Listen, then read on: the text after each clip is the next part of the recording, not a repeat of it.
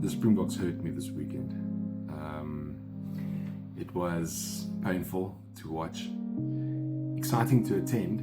We took some customers there, and really exciting vibe. But hey, man, those Wallabies, I don't know what they had at halftime to come back.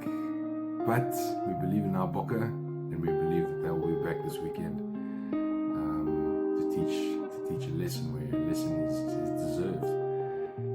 Be that as it may, it's been a great week so far. Our last week ended quite high, from doing consulting services to data centers in South Africa as well as far up as East Africa. It's been an exciting journey, and this is only the beginning. We realize we're sitting on something quite amazing in terms of the AI ecosystem, and it all starts with an AI readiness assessment. That's what it does.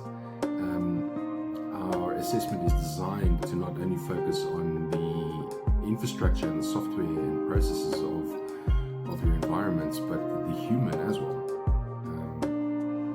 We've got great skills in our team that have helped us, that are helping putting this together and comprising these AI assessments. And again, there's no narrative other than the narrative of the customer. Now, last week I interviewed Dr. Marcel Hattingh, CEO and founder of CCI Professional, and he started touching on change management, and particularly what happens to the human being or the staff member when change occurs. And in this time of epic change in terms of AI, there is a resistance. Let's see what he has to say this week. Chat soon. Do you think it's important for organizations to take into consideration the entire organogram, the entire business, and people working on junior levels all the way through up to exec? My opinion is that guys that are actually working on the ground, that are on junior level, that are actually doing the work. Do you think it's important for executives to take even those junior guys into consideration when assessing the AI readiness of an organization? Okay, so the question that I'm hearing deals with the people, and when it deals with the people, it deals with culture.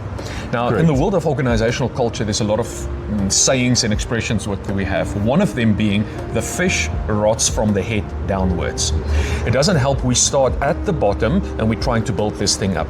If the leadership don't model and actually demonstrate what does it mean to have a new enlightened view of AI integration, cognified capital, whatever we want to call it in the business, there's no ways that it's going to filter down into management, into your technical areas, and ultimately the rest of the organization.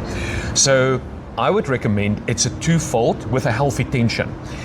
The leadership must embrace it and then start modeling and incorporating it into their culture. And then the second part is then we need to find strategies. We call them cultural ambassadors versus cultural terrorists. You know, the guys that's pushing against it or rather wants to stay with the previous iteration, and then it needs to start filtering down through the whole company. But if your executives, C-suite, whatever we want to call them, do not actively and publicly demonstrate how they are busy incorporating AI as a new component, a new tool set into the business, and how they start thinking different, how the culture is changing, we can forget about the lower ranks of the organization that's going to buy into the strategy.